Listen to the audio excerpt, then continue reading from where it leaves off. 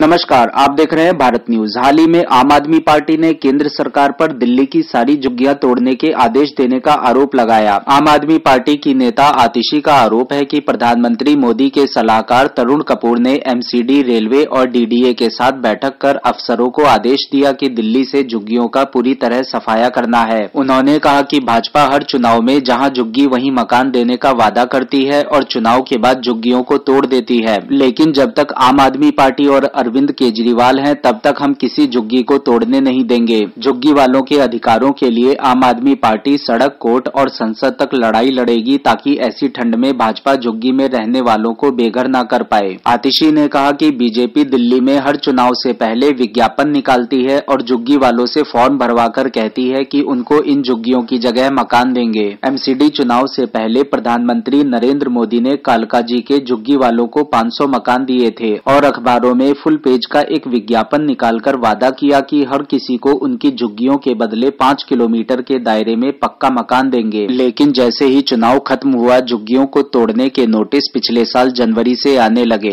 BJP चुनाव से पहले जहां झुग्गी वहीं मकान देने का वादा करती है और चुनाव के बाद कहती है कि हमें झुग्गी वाले पसंद नहीं है, हम झुग्गी तोड़ डालेंगे और उनको फुटपाथ पर ले आएंगे। आगे आतिशी ने कहा कि बीजेपी कहती है कि झुग्गी वालों को 50 किलोमीटर दूर नरेला में फेंक देंगे जहां स्कूल, नौकरियों और आवागमन के लिए कोई साधन नहीं है। ऐसा पिछले कई साल से दिल्ली में चल रहा है। बीजेपी शासित केंद्र सरकार अब दिल्ली से झुग्गियों को साफ करने की सुनियोजित ढंग से एक साजिश रच रही है। इसको लेकर 9 नवंबर को प्रधानमंत्री कार्यालय में एक मीटिंग हुई। इस मीटिंग को प्रधानमंत्री के सलाहकार तरुण कपूर ने संचालित किया। इसमें दिल्ली की सभी लैंड जमीन मालिक एजेंसी जैसे एमसीडी, डीडीए, रेलवे, एलएनडीओ के सभी अधिकारियों को बुलाया गया और आदेश दिया गया कि दिल्ली में पूरी तरह से झुग्गियों को साफ करना है। मीडिया रिपोर्ट्स के अनुसार तुगलकाबाद में केंद्र सरकार के आर्कियोलॉजी विभाग ने करीब 2.5 लाख लोगों को उजाड़ दिया, जबकि इससे पहले कोर्ट में इन लोगों ने कहा था कि इन लोगों का पुनर्वास किया जाएगा।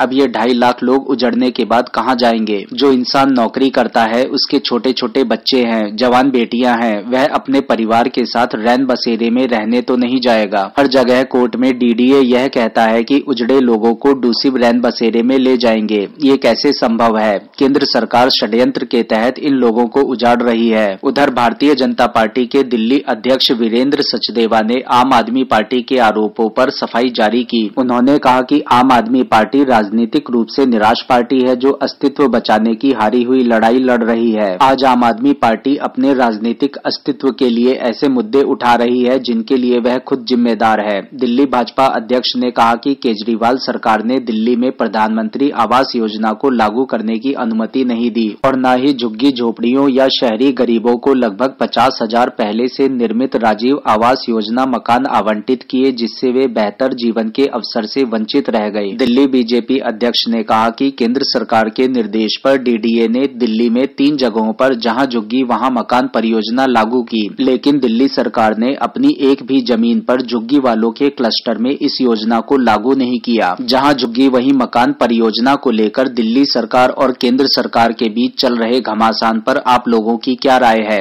आम आदमी पार्टी द्वारा केंद्र सरकार पर लगाए गए आरोपों में कितना दम है? क्या वाकई में केंद्र सरकार दिल्ली की झुग्गियों में रह रहे लाखों की तादाद में लोगों को उजाड़ने में लगी है? अपनी राय कमेंट बॉक्स में हमें अवश्य बताएं। हमारे इस वीडियो को लाइक करें और चैनल को सब्सक्राइब करें। साथ ही बेल आइकन को अवश्य दबाएं ताकि भारत न्यूज की सभी ताजा खबरें आप लोगों तक पहुंच सकें।